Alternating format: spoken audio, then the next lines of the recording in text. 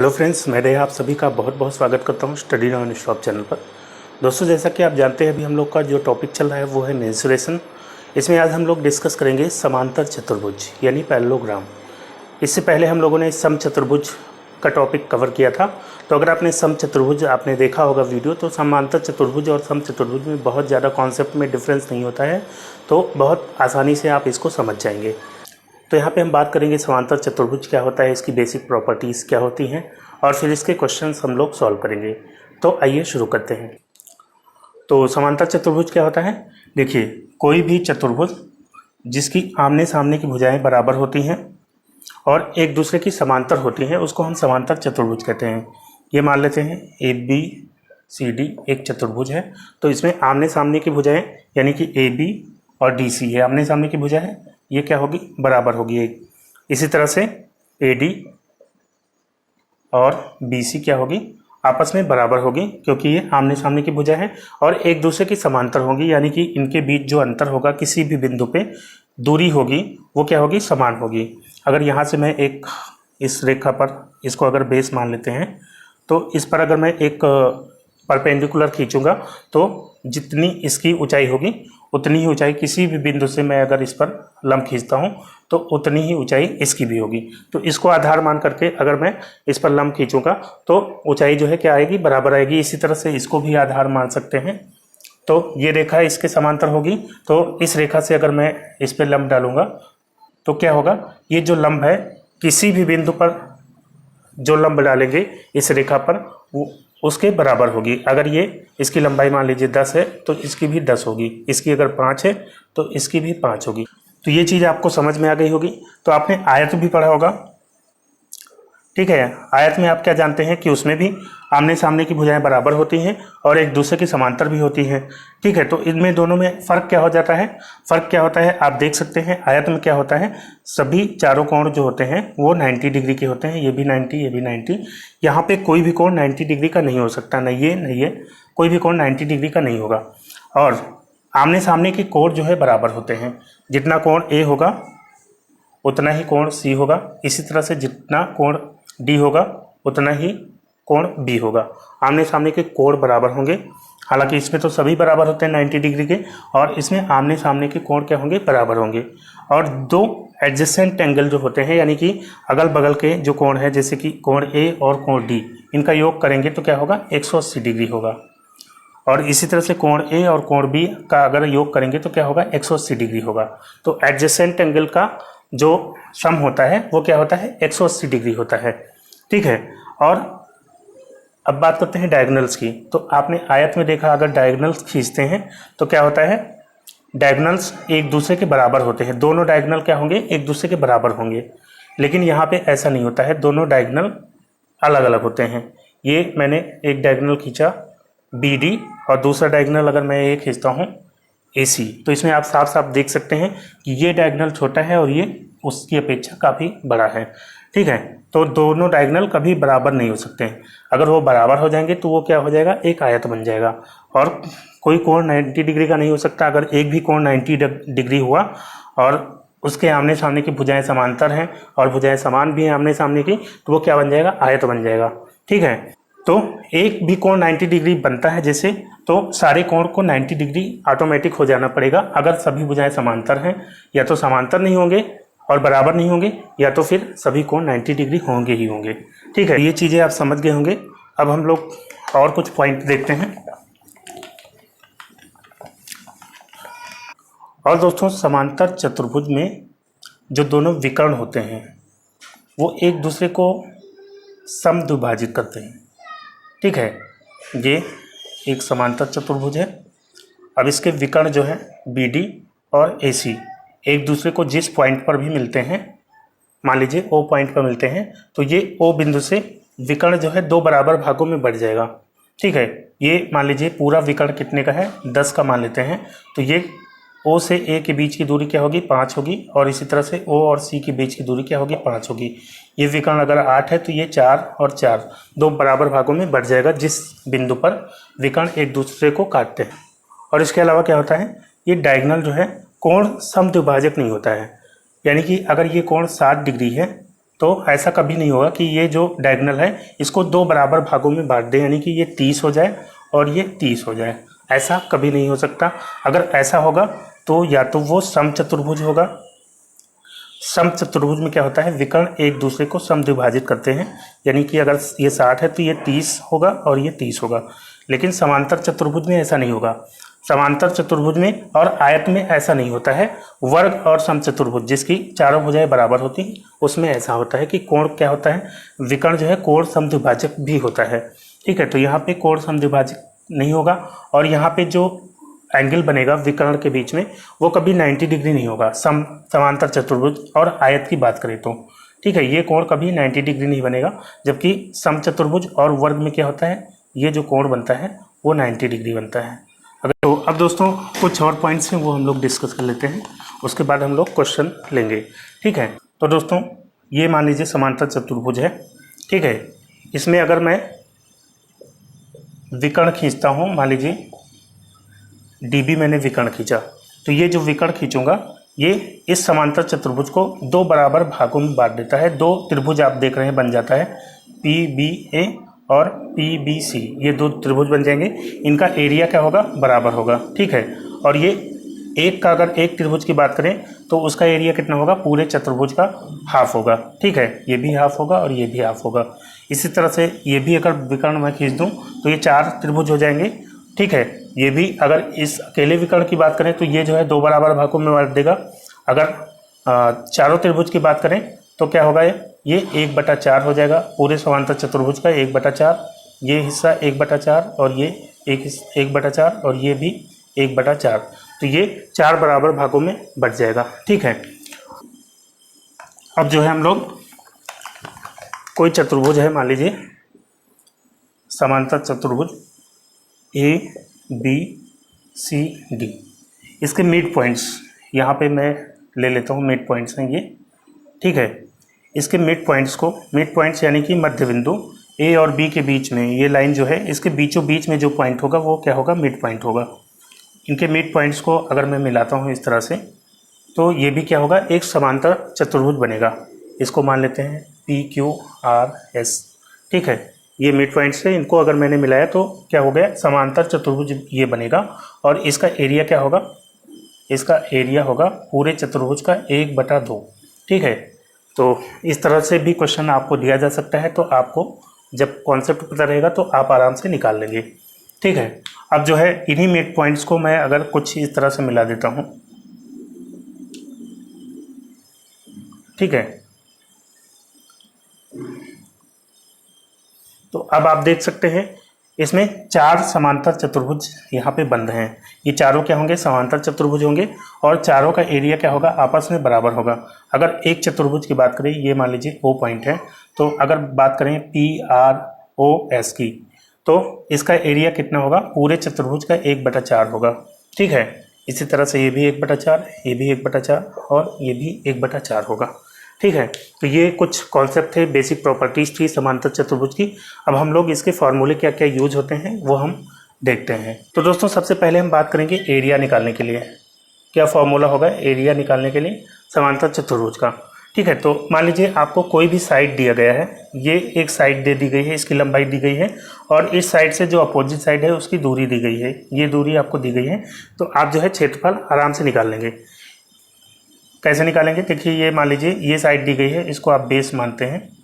ठीक है, ये बेस है और ये क्या होगी, ऊंचाई हो जाएगी समांतर चतुर्भुज की। तो हम बेस इंटू हाइट या शॉर्ट में आप B/H आप लिख लीजिए। तो बेस इंटू हाइट करके आप जो है इस समांतर चतुर्भुज का एरिया आराम से निकाल सकते हैं। मान लीजिए आपको ये वाली साइड दे रखी है, ये बेस आप मानेंगे, तो हाइट आपको ये वाली नहीं बल्कि ये वाली पता होनी चाहिए। तो ये बेस और इंटू हाइट आप करेंगे, यानी कि जो बेस है उससे आप लंब खींचेंगे। ठीक है, 90 डिग्री का एंगल बनाते हुए इस तरह से आप लंब खींचेंगे तो दूरी पता चल जाएगी। तो ये बेस और ये हाइट यानी कि इसके अपोजिट वाली जो साइड है उससे दूरी आपको पता होगी, तो आप इसका क्षेत्रफल आराम से निकाल लेंगे।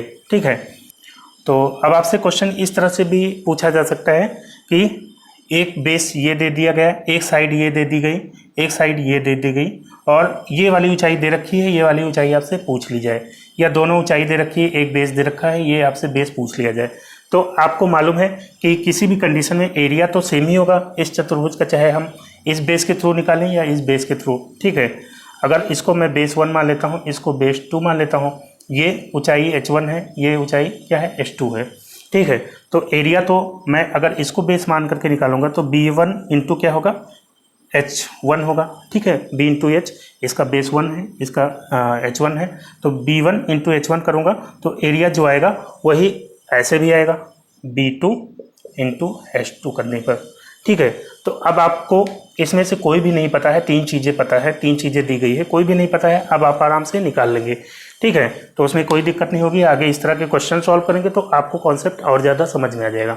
मान लीजिए आपको दोनों साइड दे रखी हैं, ये बेस है, इसको बी मान लेते हैं। ठीक है, और एक दूसरी साइड दे रखी है ए। ये दोनों साइड अगर आपको दे रखी हैं और इनके बीच का अगर कोण दे रखा है, ये कोण दे रखा है, दोनों साइड जो एडजेसेंट साइड हैं और उनके बीच का कोण अगर आपको पता है तो भी आप एरिया आराम से निकाल लेंगे। तो उसके लिए क्या फॉर्मूला होगा, b इंटू ए, यानी कि दोनों साइड का गुणनफल इंटू साइन थीटा। ठीक है, ये कोण मान लीजिए 60 डिग्री का दिया गया है तो यहाँ पे साइन 60 लिखेंगे। साइन 60 की जो भी वैल्यू होगी वो यहाँ पे पुट करके आप जो है इसका एरिया निकाल लेंगे। ठीक है, और मान लीजिए आपको दोनों डायगोनल दिए गए हैं, ये दोनों डायगोनल आपको केवल मालूम है, तो आप एरिया कैसे निकालेंगे, तो उसके लिए भी आप नोट कर लीजिए। उसके लिए होगा 1/2 into d1 into d2 into sine theta. ठीक है, ये फॉर्मूला होगा। तो ये फॉर्मूला मैंने आपको समचतुर्भुज के केस में भी बताया था, 1/2 इंटू d1 इंटू d2। ठीक है, ये आपको मैंने बताया था। यहाँ पे हमने साइन थीटा नहीं लिया था, और समांतर चतुर्भुज में साइन थीटा क्यों ले रहा हूँ, तो साइन थीटा यहाँ पे क्यों नहीं लिया जाता है, क्योंकि आप जानते हैं समचतुर्भुज में दो विकर्ण जहाँ पे काटते हैं, दोनों विकर्ण, वहाँ पे जो एंगल बनता है ये क्या होता है, 90 डिग्री का बनता है। जो भी एंगल बनेंगे वो 90 डिग्री के बनेंगे। तो 90 डिग्री यहाँ साइन 90 करेंगे। ठीक है, साइन 90 अगर करेंगे तो साइन 90 की वैल्यू क्या होती है, आप जानते होंगे 1 होती है।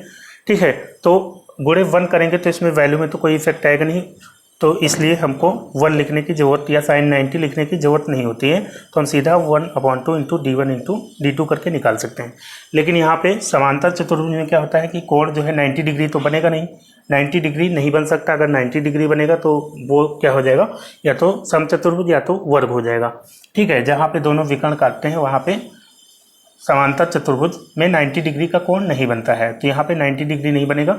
जितना कोण बनेगा वहाँ पे उतना लेना पड़ेगा। मान लीजिए यहाँ पे 60 डिग्री का कोण बनता है तो 60 डिग्री लेना पड़ेगा, या जो भी कोण बनता है 120 बनता है 120, या जो भी कोण दिया गया हो। ठीक है, तो ये हो गया एरिया निकालने का। परिमाप निकालने का क्या होगा, परिमाप निकालने के लिए तो आसान है, आप जानते ही हैं, अभी तक आप समझ गए होंगे कि सभी भुजाओं का योग होता है। तो इसमें कुछ आपको ऐसा करना नहीं, क्योंकि आपको मालूम है कि दोनों आमने सामने की भुजाएं बराबर हैं। तो ये अगर बी है, ठीक है, और ये ए है, तो आप क्या करेंगे, ए प्लस बी करेंगे, तो ये यहाँ से मिल जाएगा आपको 2a प्लस बी। ठीक है, ये आपको परिमाप निकालने के हो गया। परिमाप बराबर समांतर चतुर्भुज का क्या हो जाएगा, 2 इंटू a प्लस बी करके आप परिमाप निकाल लेंगे। ठीक है, चारों भुजाओं का योग ही परिमाप हो जाएगा। अब मैं आपको एक कॉन्सेप्ट और बताऊंगा, उसके बाद हम लोग सीधा क्वेश्चन पे चलेंगे। तो मान लीजिए आपको दोनों विकर्ण पता है d1 और d2। ठीक है, तो इनके स्क्वायर का हम योग करते हैं, d1 प्लस d2 स्क्वायर करते हैं, तो ये बराबर होता है किसके, a square plus b square, यानी दोनों साइड का स्क्वायर अगर हम करके उनका योग करेंगे तो उसके दुगने के बराबर होता है। तो 2 इंटू ए स्क्वायर प्लस बी स्क्वायर।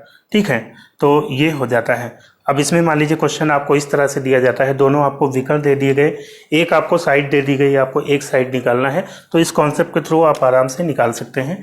या इसमें आपको कोई भी 3 चीज़ दे दी गई, दोनों साइड दे दी गई, एक विकर्ण दे दिया गया, दूसरा विकर्ण आपको निकालना है, तो इस कॉन्सेप्ट के थ्रू आप आराम से निकाल लेंगे। ठीक है, तो अब हम लोग क्वेश्चन लेंगे, जो भी डाउट्स होंगे क्वेश्चन में आराम से हम लोग क्लियर कर लेंगे। तो दोस्तों पहला क्वेश्चन लेते हैं। पहला क्वेश्चन है, एक समांतर चतुर्भुज की भुजाओं की लंबाई क्रमशः 15 सेंटीमीटर तथा 7 सेंटीमीटर है। यदि एक विकर्ण की लंबाई 20 सेंटीमीटर है तो समांतर चतुर्भुज का क्षेत्रफल क्या होगा। तो एक समांतर चतुर्भुज दिया गया है, ये एक समांतर चतुर्भुज है, ठीक है। इसकी एक भुजा दी गई है 15 सेंटीमीटर और एक 7 सेंटीमीटर, और इसका एक विकर्ण दिया गया है। विकर्ण की लंबाई कितनी दी गई है? 20 सेंटीमीटर। तो कोई भी एक विकर्ण हम मान लेंगे 20 सेंटीमीटर का है, ठीक है। अब इसका हमें क्षेत्रफल बताना है, तो कैसे करना होगा? देखिए, आप जानते हैं विकर्ण जैसे ही मैंने खींचा इस समांतर चतुर्भुज में, तो ये दो बराबर त्रिभुज में बढ़ गया, ठीक है। आप जानते हैं एक त्रिभुज का क्षेत्रफल कितना है? इस पूरे चतुर्भुज का हाफ है। तो एक त्रिभुज का अगर हमें क्षेत्रफल पता चल जाए तो उसका हम दुगना कर देंगे, तो पूरे समांतर चतुर्भुज का क्षेत्रफल हमें प्राप्त हो जाएगा, क्योंकि ये जितना है उतना ही ये है। इसका अगर हमें एरिया निकाल दिया आपने, तो इसका एरिया आपको मालूम है बराबर होगा, तो आप उसको जोड़ लीजिए या फिर आप दुगना कर दीजिए, बात एक ही होती है। तो आप इसका पूरे चतुर्भुज का क्षेत्रफल निकाल लेंगे। तो ये मान लीजिए ABCD एक समांतर चतुर्भुज है, ठीक है। तो अब इसकी तीनों साइड आपको पता है। अगर मैं त्रिभुज ABC की बात करूं तो तीनों साइड आपको पता है, या ADC की बात करूं तो भी आपको तीनों साइड पता है, क्योंकि ये 15 है तो ये भी 15 होगी, ये 7 है तो ये भी 7 होगी। तो ABC त्रिभुज में क्या है? 15, 7 और 20, इसकी तीनों साइड है। और ये एक विषमबाहु त्रिभुज है। विषमबाहु त्रिभुज का क्षेत्रफल आप कैसे निकालते हैं? आप हीरोन्स फॉर्मूला के थ्रू आराम से निकाल सकते हैं। तो विषमबाहु त्रिभुज का क्षेत्रफल आपने कैसे निकालना है? हीरोन्स फॉर्मूला, जिसमें आपको सबसे पहले क्या निकालना होता है? त्रिभुज का अर्ध परिमाप निकालना होता है, यानी सेमी पेरीमीटर। तो उसको हम S से डिनोट करते हैं। अर्ध परिमाप क्या होगा? परिमाप का आधा। तो परिमाप इसका आप जानते हैं तीनों भुजाओं का योग होगा। तो 15, 15, 7, 22 और 22, 20, 42। तो 42 का अगर हम आधा कर देंगे, ठीक है, तो हमें अर्ध परिमाप मिल जाएगा, यानी कि 21। तो S का मान आ गया 21। और हीरोन्स का फॉर्मूला क्या होता है? S into S minus A, S minus B और S माइनस C, ठीक है, ये फॉर्मूला होता है। तो इसके थ्रू आप आराम से क्षेत्रफल निकाल लेते हैं किसी भी विषमबाहु त्रिभुज का। तो यहाँ पे S की वैल्यू क्या है? 21 है, ठीक है, 21। और S माइनस A कितना हो जाएगा? 21 माइनस कोई भी आप एक भुजा ले लीजिए, 15 आप ले लीजिए, ठीक है। तो 21 माइनस 15 हो गया। S माइनस B करेंगे तो 21 माइनस कोई भी भुजा ले सकते हैं, 7 ले लिया मैंने। और अगली भुजा ले लेंगे S माइनस C। तो S माइनस C कितना हो जाएगा? 21 माइनस ये तीसरी भुजा क्या है? 20, ठीक है। तो त्रिभुज की तीनों भुजाएं हमने ले ली, 21 और 15 और 20, ठीक है। तो यहाँ पे अब क्या हो जाएगा? 21 गुणे 21 से 15 माइनस करेंगे तो कितना होगा? 6 बचेगा। गुणे 21 से 7 माइनस करेंगे तो 14 बचेगा। गुणे 21 से 20 माइनस करेंगे तो 1 बचेगा। ये आ गया √21 गुणे 6 गुणे 14 गुणे 1। इन सबको मल्टीप्लाई करके इसका स्क्वायर रूट निकालेंगे तो आपको दिक्कत होगी। आपको क्या करना है? यहाँ पे इसको तोड़ ले रहा है गुणनखंडों में। जैसे 21 को हम लिख सकते हैं 7 गुणे 3, ठीक है। इसी तरह 6 को लिख सकते हैं 2 गुणे 3, और 14 को लिख सकते हैं 7 गुणे 2, और 1 बचा, 1 को आप ऐसे लिख देंगे, ठीक है। तो अब यहाँ पे जो पेयर बन रहा है, जैसे 7 गुणे 3 और यहाँ 7 गुणे 2 है, 7 का आपको 2 बार मिल गया, 7 गुणे 7, ठीक है। तो 7 गुणे 7 का स्क्वायर रूट क्या हो जाएगा? 7। ये आप 7 बाहर कर लेंगे। इसी तरह से 3, आप देखिए 3 2 बार मिल गया, 3 गुणे 3, तो 3 आप बाहर निकाल लेंगे। और 2, ये 2 गुणे 2 हो गया, तो इसका वर्गमूल क्या हो जाएगा? 2 हो जाएगा। तो हमने सभी ले लिया है, बचा क्या है? 1 का वर्गमूल 1 ही होता है। तो 7 गुणे 3 यानी 21, 21 दूना 42, तो इसका 42 कितना आ गया? वर्ग सेंटीमीटर इसका क्षेत्रफल आ गया। ये क्षेत्रफल किसका आया? इस एक त्रिभुज का, ठीक है। इसका क्षेत्रफल आ गया 42 सेंटीमीटर स्क्वायर। तो अब पूरे समांतर चतुर्भुज का क्षेत्रफल आपको निकालना है, तो आपको मालूम है इसका भी 42 होगा। तो 42 को 2 से गुणा कर दीजिए तो हो जाएगा 84 सेंटीमीटर स्क्वायर। ये हो जाएगा इस समान। दोस्तों अब अगला क्वेश्चन लेते हैं। अगला क्वेश्चन क्या है? किसी समांतर चतुर्भुज की असमान भुजाएं 15 सेंटीमीटर और 18 सेंटीमीटर है। यदि छोटी भुजाओं के बीच की दूरी 12 सेंटीमीटर है तो बड़ी भुजाओं के बीच की दूरी क्या होगी? तो यहाँ पे क्या दिया गया है, एक समांतर चतुर्भुज, ठीक है, ये समांतर चतुर्भुज है, इसकी असमान भुजाएं यानी कि ये दोनों भुजाएं क्या है, ये दोनों असमान होती है, ये तो सामने सामने की समान होती है। तो ये 18 मान लीजिए, ये 15 मान लीजिए, एक 15 दी गई है, एक 18, तो बड़ी वाली को आप 18 मान लीजिए, छोटी को 15 मान लीजिए। तो ये भी 15 होगी, ये भी, ये 18 हो जाएगी। तो छोटी भुजाओं के बीच की दूरी क्या है, 12 सेंटीमीटर। तो ये छोटी भुजा कौन सी है, 15 वाली है। इन दोनों भुजाओं के बीच की दूरी क्या है, 12 सेंटीमीटर, यानी कि अगर हम ऐसे लंब खींचे तो ये क्या है, 12 सेंटीमीटर। तो बड़ी भुजाओं के बीच की दूरी हमें निकालनी होगी, तो ये दूरी हमें निकालनी है, ठीक है। तो मैंने आपको बताया था कि अगर आप इसको बेस मानते हैं, ठीक है, ये ABCD, अगर AB को बेस मानेंगे, ठीक है, इसको बेस 1 मान लेते हैं, तो B1 into H1, B1 into H1 बराबर किसके होता है, B2 इंटू H2। इसको बेस मान करके अगर हम इसका गुणा करते हैं और इसको बेस मान करके इसका गुणा करते हैं तो आता है क्षेत्रफल, दोनों के थ्रू क्षेत्रफल आता है। तो क्षेत्रफल इस चतुर्भुज का क्या होगा, बराबर ही होगा। तो हम ऐसे निकालें या ऐसे निकालें, क्षेत्रफल तो बराबर ही होगा। तो हमें यहाँ से पता चलता है बेस 1 इंटू H1 बराबर बेस 2 इंटू H2, ठीक है। तो अब यहाँ पे बेस 1 क्या दिया गया है, 18, और H1 हमें निकालना है, ये हमें पता नहीं है, H1 हमें नहीं पता, तो H1 निकालना है। आप ऐसे ही लिख लीजिए, B2 कितना दिया गया है, बेस 2 15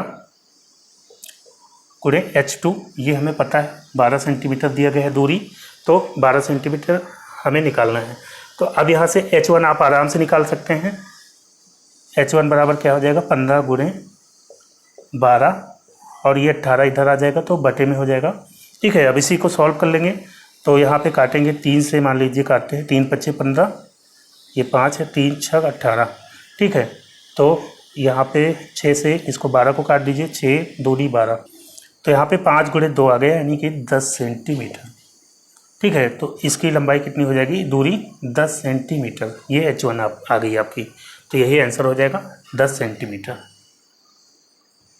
दोस्तों अगला क्वेश्चन लेते हैं। अगला क्वेश्चन क्या है, किसी समांतर चतुर्भुज ABCD की भुजाएं AB बराबर 24 सेंटीमीटर, AD बराबर 16 सेंटीमीटर, भुजाओं AB और DC के बीच की दूरी 10 सेंटीमीटर है, तो भुजा AD और BC के बीच की दूरी क्या होगी? तो ये क्वेश्चन पिछले क्वेश्चन जैसा ही है, बिल्कुल आसानी से आप इसको कर लेंगे। क्या दिया गया है, एक समांतर चतुर्भुज है, ठीक है, जिसमें ABCD, ये एक समांतर चतुर्भुज है।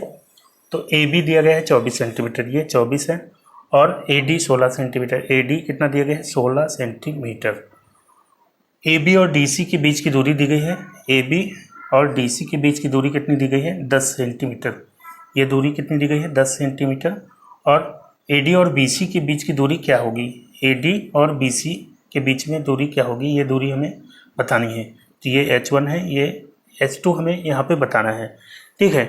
तो अगर आप इसको बेस मानते हैं, बेस 2, और इसको बेस 1 मानते हैं, तो आप जानते हैं, मैंने आपको बताया था B1 इंटू H1 बराबर B2 इंटू H2, ठीक है।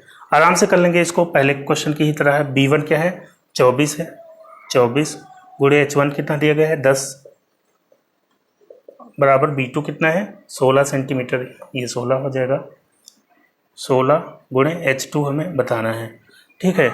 तो H2 क्या हो जाएगा, 24 गुणे 10, और ये 16 इधर आएगा तो बटे में हो जाएगा, ठीक है।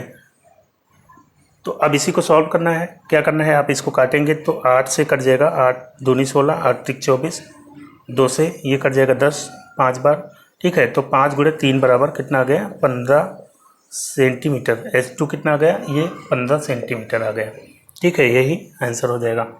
दोस्तों अगला क्वेश्चन लेते हैं। अगला क्वेश्चन क्या है, ABCD एक समांतर चतुर्भुज है, भुजा BC तथा CD के मध्यबिंदु P तथा Q हैं। यदि त्रिभुज ABC का क्षेत्रफल 12 सेंटीमीटर स्क्वायर है तो त्रिभुज APQ का क्षेत्रफल क्या होगा? तो कैसे करेंगे इसको, देखिए सबसे पहले तो डायग्राम बनाना पड़ेगा, तभी समझ में आएगा क्या करना है। ये समांतर चतुर्भुज क्या है, ABCD एक समांतर चतुर्भुज है, और आगे दिया गया है भुजा BC तथा CD के मध्यबिंदु P तथा Q है। भुजा BC का मध्यबिंदु क्या है, P, ये मध्यबिंदु हो गया P, और DC का मध्यबिंदु क्या हो गया, Q, ठीक है। तो ये जो है मध्यबिंदु हो गया P और Q। अब दिया गया है आगे त्रिभुज ABC का क्षेत्रफल 12 सेंटीमीटर स्क्वायर है। तो त्रिभुज ABC क्या होगा, अगर हम ये C को A से मिला देंगे तो त्रिभुज ABC, ठीक है, इसका क्षेत्रफल कितना दिया गया है 12 सेंटीमीटर स्क्वायर। तो अब आप जानते हैं यहाँ पे जैसे ही मैंने ये विकर्ण खींचा तो ये समांतर चतुर्भुज दो बराबर भागों में बट गया। तो ये अगर 12 है तो ये भी 12 हो जाएगा, ठीक है।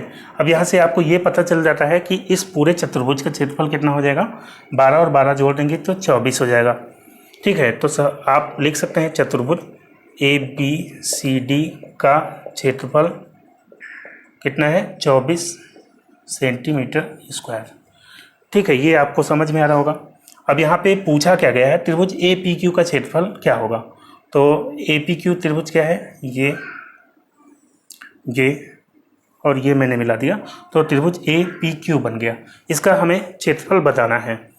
तो देखिए यहाँ पे मध्य बिंदु जो दिए गए हैं इनको अगर मैं पैरेलल खींचता हूँ, ठीक है, BA के पैरेलल मैंने ऐसे लाइन खींचा मध्य बिंदु से, तो यहाँ भी ये मध्य बिंदु पर ही आके मिलेगी AD के। तो इसको मैं लिख देता हूँ मान लीजिए R, और यहाँ से अगर मैं ऐसे ही पैरेलल खींचता हूँ AD के पैरेलल मैंने ये लाइन खींचा तो यहाँ भी मध्य बिंदु पर ही आके मिलेगा। इसको मैं नाम दे देता हूँ S का, यहाँ सेंटर मान लेते हैं O है, ठीक है। अब देखिए हमें जो क्षेत्रफल बताना है त्रिभुज APQ का क्षेत्रफल बताना है। तो अब हम समांतर जो चतुर्भुज है पूरा, इससे ये जो एरिया बचा हुआ है जिसका नहीं निकालना है हमें क्षेत्रफल, उसको हम माइनस कर देंगे। तो जिसका हमें निकालना है त्रिभुज ABC, इसका क्षेत्रफल हमें पता चल जाएगा, ठीक है। ये हमें माइनस करना पड़ेगा। अब देखिए यहाँ पे जैसे ही मैंने ये लाइन खींचा, ठीक है, तो यहाँ Q और A ये क्या है, इसका विकर्ण हो जाएगा और एक समांतर चतुर्भुज क्या बनेगा ASQD, ठीक है। ये समांतर चतुर्भुज यहाँ पे बन रहा है क्योंकि ये लाइन इसके समांतर है और ये तो समांतर पहले ही थी, ठीक है। तो ये समांतर चतुर्भुज बना और इसका क्षेत्रफल कितना होगा, पूरे का क्षेत्रफल कितना है 24 था, 24 है, ठीक है। और ये मैंने मध्य बिंदु से खींचा है तो दो बराबर भागों में बट जाएगा है ना। तो ये 24 से बांट देंगे दो बराबर भागों में, तो हम कह सकते हैं DQSA का क्षेत्रफल कितना है, समांतर चतुर्भुज DQAS का क्षेत्रफल 12 इतना इधर हो जाएगा, 12 इधर हो जाएगा, ठीक है। तो 12 अगर इधर, ये मतलब इस चतुर्भुज का क्षेत्रफल अगर 12 है तो अगर विकर्ण खींच देंगे तो ये त्रिभुज DQA और AQS ये बराबर त्रिभुजों में बढ़ जाएगा।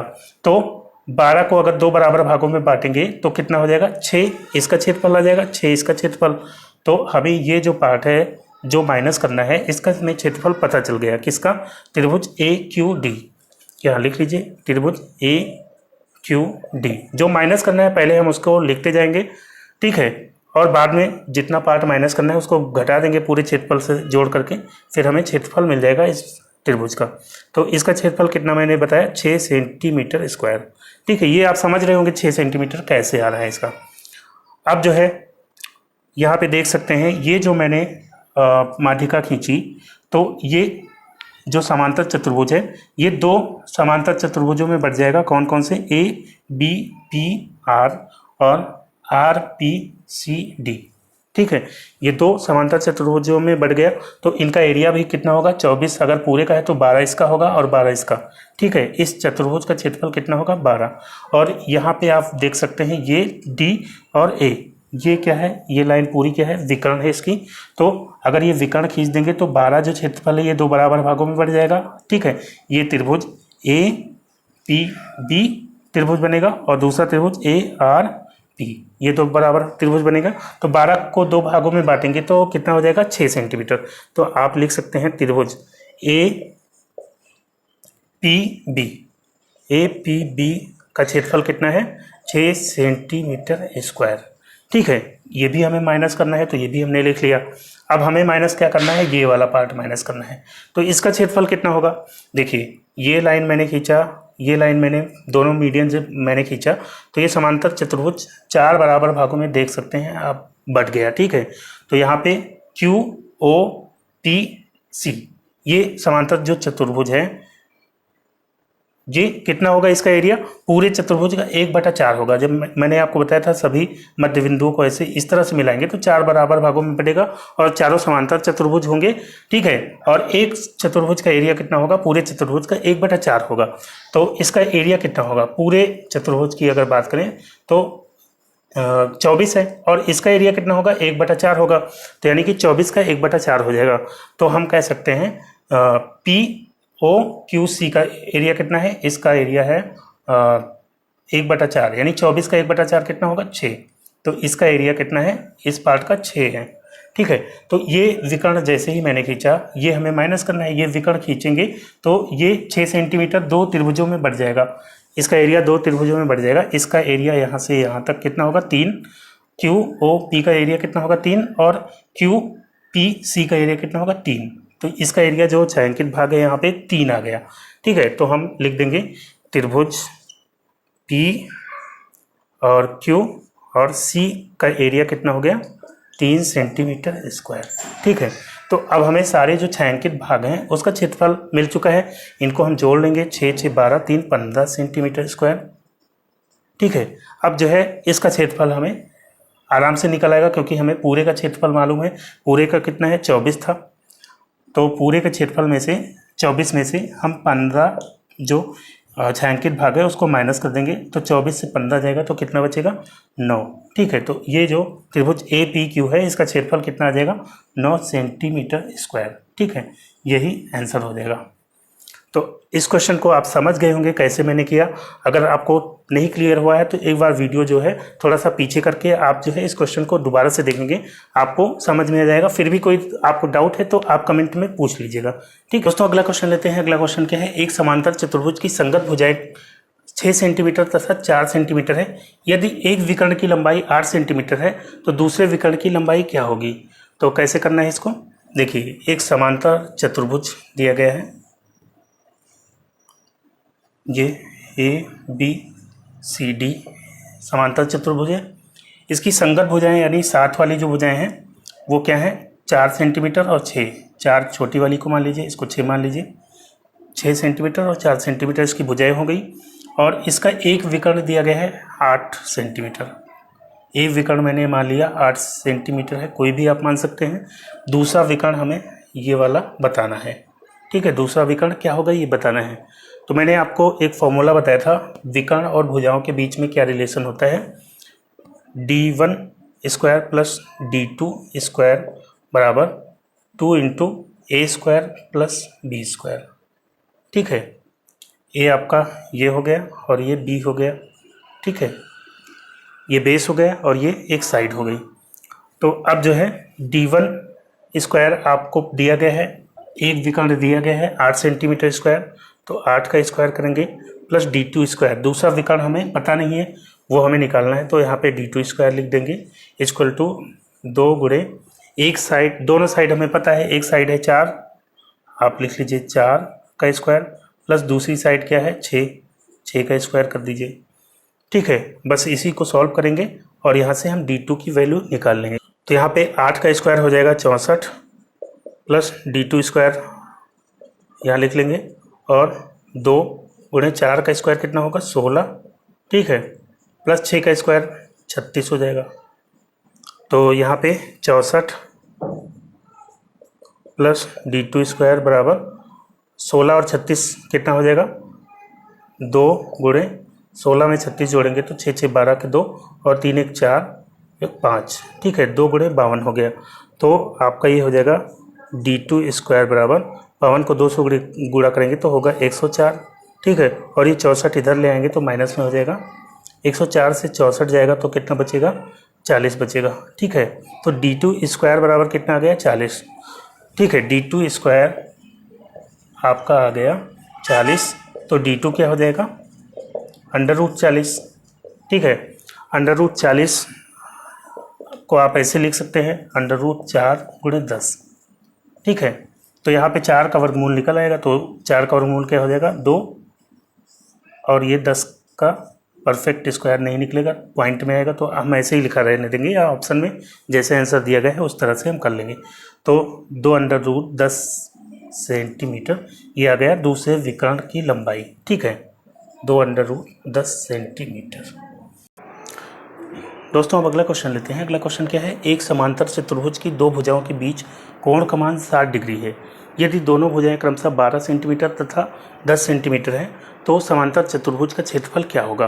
तो यहाँ पे क्या दिया गया है, एक समांतर चतुर्भुज है, ठीक है।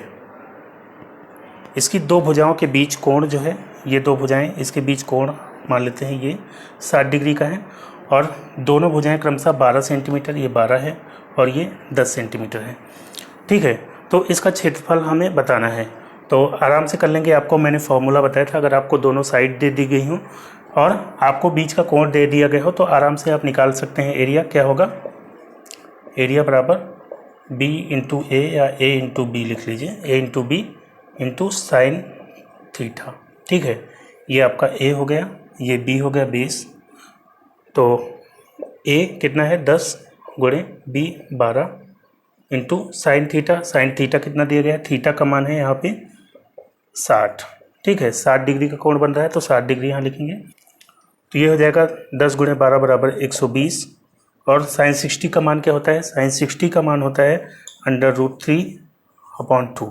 तो यहाँ 2 से 120 कट जाएगा, 60 बार जाएगा, ठीक है। तो ये बचा 60√3 सेंटीमीटर स्क्वायर। यही क्या हो जाएगा, इस समांतर चतुर्भुज का क्षेत्रफल हो जाएगा, ठीक है।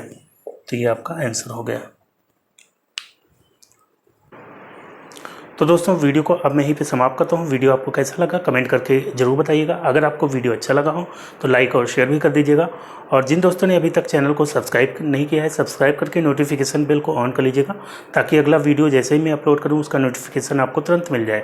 तो अगला जो टॉपिक होगा वो समलंब चतुर्भुज और समषटभुज, मैं दोनों एक ही में कवर करा दूँगा, ठीक है। छोटे छोटे टॉपिक हैं। उसके बाद जो है त्रिज्यखंड, वो भी छोटा सा टॉपिक है, वो करा करके फिर जो है हम 3D मेंसुरेशन की तरफ बढ़ेंगे, ठीक है। तो मिलते हैं नेक्स्ट वीडियो में, तब तक के लिए good bye and take care.